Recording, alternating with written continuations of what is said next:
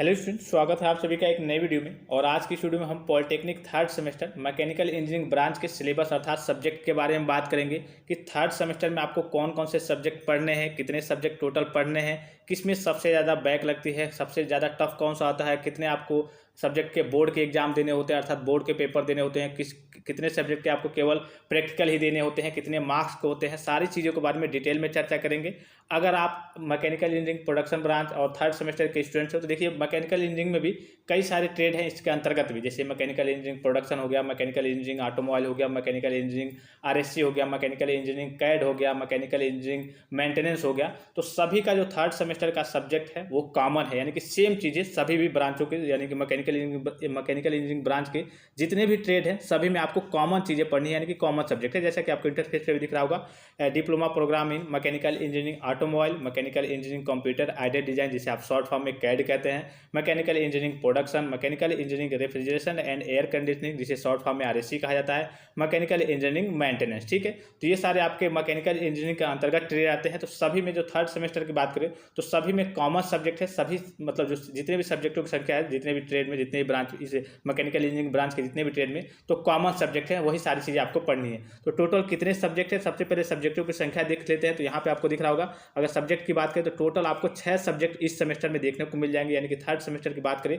तो 6 सब्जेक्ट आपको टोटल देखने को मिल जाएंगे। जैसा कि इंटरफेस पे आपको दिख रहा होगा, applied mathematics third, engineering materials, mechanics of solid जिसे शॉर्ट फॉर्म में मॉस कहा जाता है, और यहाँ पे थर्मल इंजीनियरिंग हो गया, computer aided drafting and 3D modelling हो गया, और वर्कशॉप टेक्नोलॉजी हो गया। ठीक है, टोटल आपको कितने सब्जेक्ट पढ़ने हैं? 6 सब्जेक्ट पढ़ने हैं। अब 6 सब्जेक्ट में कितनों का बोर्ड का पेपर होता है और कितनों का केवल प्रैक्टिकल होता है, चलिए इसके बारे में डिटेल में चर्चा करते हैं। और कौन से सब्जेक्ट कितने मार्क्स के होते हैं, कितना मार्क्स मिलता है, इंटरनल एक्सटर्नल, सारी चीज़ों के बारे में डिटेल में चर्चा करेंगे। देखिए यहाँ पे आपको ऊपर थर्ड सेमेस्टर दिख रहा होगा। ठीक है, सबसे पहले सब्जेक्ट की बात कर लेते हैं। तो यहाँ पे आपको सब्जेक्ट दिख रहा होगा, और यहाँ पे देखिए सब्जेक्ट दिख रहा होगा, यहाँ पे स्टडी स्कीम, ये इससे कोई मतलब नहीं है, ये आपके कॉलेज में कितने पीरियड में समाप्त होना है उसको लेकर के है, इससे भी कोई मतलब नहीं है। ठीक है, ये आपका इंटरनल असेसमेंट हो गया और ये आपका एक्सटर्नल असेसमेंट हो गया। इन दोनों चीज़ों को पहले आप थोड़ा सा समझ लीजिए। ठीक है, इंटरनल असेसमेंट मतलब होता है जो आपके कॉलेज के टीचर रहते हैं, तो कभी कभी होता है, आपने देखा होगा, जैसे मान लीजिए जो सब्जेक्ट आपका पढ़ा रहे हैं, अप्लाइड मैथमेटिक्स थर्ड ही ले लीजिए, तो वो आपका टेस्ट लेते हैं, आपका अटेंडेंस वगैरह लेते हैं, तो उस या फिर आपका बिहेवियर कर लीजिए, उस बेस पे ये जो आपको नंबर मिलते हैं, एक तरीके से कह लीजिए थ्योरी और प्रैक्टिकल इसमें दिख रहा होगा आपको, ये भी टेस्ट वगैरह लिया जाता है और प्रैक्टिकल, तो टोटल ये आपका इंटरनल असेसमेंट में आता है। एक्सटर्नल असेसमेंट में क्या होता है, जो आपका बोर्ड का पेपर होता है, जैसे कि यहाँ पे आपको दिख रहा होगा, ये बोर्ड का पेपर वाला है।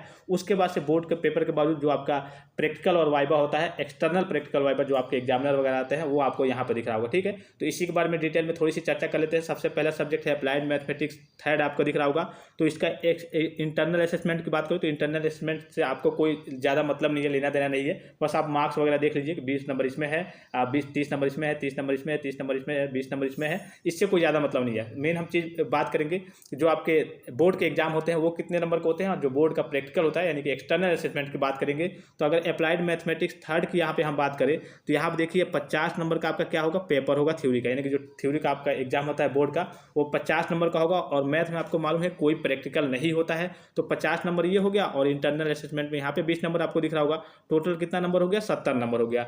अगर दूसरी चीज़ की बात करें, यहाँ पे इंजीनियरिंग मटेरियल्स की बात करें, यहाँ पे जो आपका दूसरा सब्जेक्ट एक तरीके से कह लीजिए, तो इसमें आपको इंटरनल असेसमेंट में आपको 30 नंबर दिख रहा होगा, और एक्सटर्नल असेसमेंट यानी कि जो आपका बोर्ड का पेपर होता है वो आपका 50 नंबर का होता है, और एक्सटर्नल असेसमेंट में जो आपके प्रैक्टिकल होते हैं वो 20 नंबर के होते हैं। तो 20 में लगभग 17, 16, 18 सभी बच्चों को दिया जाता है, तो 50, 20, 70 और 30, 100 नंबर का टोटल आपका इंजीनियरिंग मटेरियल्स हो गया। उसके बाद जो तीसरा दिख रहा होगा मैकेनिक्स ऑफ सॉलिड, यानी कि जिसे आप शॉर्ट फॉर्म में मॉस कहते हैं, तो लगभग देखिए ये आपका इसका भी आपका इंटरनल असेसमेंट 30 नंबर का है, 50 नंबर का आपका पेपर होगा। उसके बाद से 20 नंबर का आपका एक्सटर्नल प्रैक्टिकल और वाइबा होगा, तो 50, 20, 70, 30, 100 टोटल ये भी 100 मार्क्स का हो गया। ठीक है, उसके बाद से यहाँ देखिए अगले सब्जेक्ट यानी कि चौथे सब्जेक्ट की बात करें, थर्मल इंजीनियरिंग की बात कर लेते हैं। तो ये भी आपका 30 नंबर है इंटरनल असेसमेंट में, 50 नंबर का आपका पेपर होगा बोर्ड का, 20 नंबर आपका एक्सटर्नल वाइबा प्रैक्टिकल रहेगा, टोटल ये भी 100 नंबर का हो गया। नेक्स्ट सब्जेक्ट की बात कर लेते हैं तो computer aided drafting and 3D modelling की बात कर लेते हैं तो इसका आपका इंटरनल असेसमेंट है 20 नंबर का, और कोई इसका आपका पेपर नहीं होगा, यानी कि इसका आपका बोर्ड का एग्जाम नहीं देना है। ये आपका केवल एक तरीके से कह लीजिए कि प्रैक्टिकल सब्जेक्ट है। और प्रैक्टिकल में यहाँ पे आपको दिख रहा होगा 50 नंबर के आपके बाहरी प्रैक्टिकल यानी कि एक्सटर्नल असेसमेंट होंगे, वाइबा आपको फाइल वगैरह लिखनी पड़ती है, और 20 नंबर आपके इंटरनल असेसमेंट होंगे। टोटल ये आपका 70 नंबर हो गया, यानी कि इसका आपका बोर्ड का पेपर नहीं देना है, इसका कोई एग्जाम नहीं होता है। ठीक है, तो ये एक सब्जेक्ट हो गया। 6 सब्जेक्ट में एक सब्जेक्ट निकाल दीजिए, बचे आपके 5 सब्जेक्ट। वर्कशॉप टेक्नोलॉजी, तो इसका भी आपका पेपर होता है, जैसे सेम आपने ऊपर सब्जेक्टों में देखा। 30 नंबर का इंटरनल असेसमेंट, 50 नंबर का थ्योरी का पेपर होगा, और 20 नंबर का आपका प्रैक्टिकल होगा, एक्सटर्नल वाइवा प्रैक्टिकल। टोटल आपका कितना हो गया? 100 नंबर का ये हो गया। यानी कि सीधे कहने का मतलब है, अगर एक सब्जेक्ट की बात करें, computer aided drafting and 3D modelling, तो इसका आपका बोर्ड का पेपर नहीं होता है, इसका एक तरीके से कह लीजिए केवल आपका प्रैक्टिकल होता है, और वाइवा वगैरह देने होते हैं। उसी बेस पे आपको 70 नंबर में, अब जितना दिया जाए कॉलेज के ऊपर डिपेंड करता है, वो आपके नंबर मिलते हैं। तो टोटल आपको यहाँ पे दिख रहे होंगे, टोटल आपको 570 नंबर के टोटल की बात करें तो टोटल इस सेमेस्टर में आपके 570 नंबर के होंगे। 570 में आप जितना ला लें, इंटरनल और एक्सटर्नल की बात करें तो टोटल 570 है, और 570 में आप कितना ला सकते हैं। प्रैक्टिकल में आपको लगभग नॉर्मल नंबर मिल ही जाते हैं करके, जैसे अगर 20 नंबर का है तो 16, 17, 18 ऐसे करके मिल ही जाते हैं। और थ्योरी की बात करें तो थ्योरी की यहाँ पे देखिए, यहाँ पे थ्योरी का जो पार्ट है इसमें आपको टोटल दिख रहे होंगे यहाँ पे 250 मार्क्स। ठीक है, अब 250 में यानी कि मान लीजिए 5 सब्जेक्ट है, 50-50 नंबर के, तो 250 में आप कितना ला लेते हैं। तो कम से कम कोशिश करिएगा आप 250 में कम से कम 180, 190 इस तरीके से आपके मार्क्स आएंगे, तो आपके अच्छे परसेंटेज बनेंगे। तो ये रहा आपका पूरा सब्जेक्ट जो आपको मैकेनिकल इंजीनियरिंग ब्रांच के 3rd सेमेस्टर में आपको पढ़ना है। इतने सब्जेक्ट है। अब बात कर लेते हैं थोड़ी सी, जो सबसे ज़्यादा टफ सब्जेक्ट पड़ता है वो कौन सा है। तो सबसे ज़्यादा टफ सब्जेक्ट की बात करें तो एक तो यहाँ पे आ जाएगा, जिन बच्चों के लिए मैथ थोड़ा सा टफ लगता है उनको थोड़ा सा मैथ टफ लगेगा। इसलिए कि मैथ में क्या होता है, मैथ में कुछ चीज़ें बच्चे ऐसे होते हैं जो मैथ को ज़्यादा केयरफुली मतलब पढ़ नहीं पाते, फिजिकली उनका मन नहीं लगता है, तो मैथ आपके लिए थोड़ा सा टफ रहने वाला है।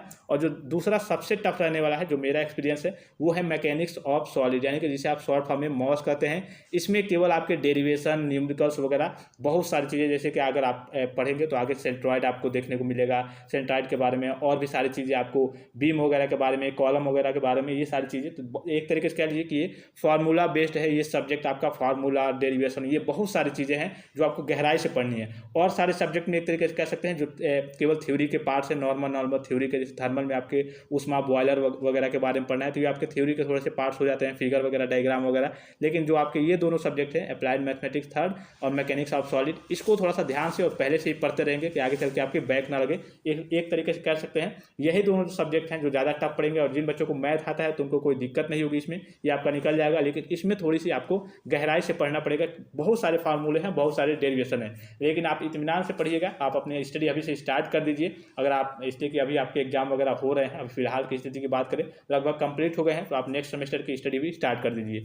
और भी कोई डाउट हो तो आप कमेंट करके पूछ सकते हैं। फिलहाल इस वीडियो में इतना ही, इजाजत दीजिए। धन्यवाद, थैंक्स फॉर वॉचिंग। मिलते हैं नेक्स्ट वीडियो में।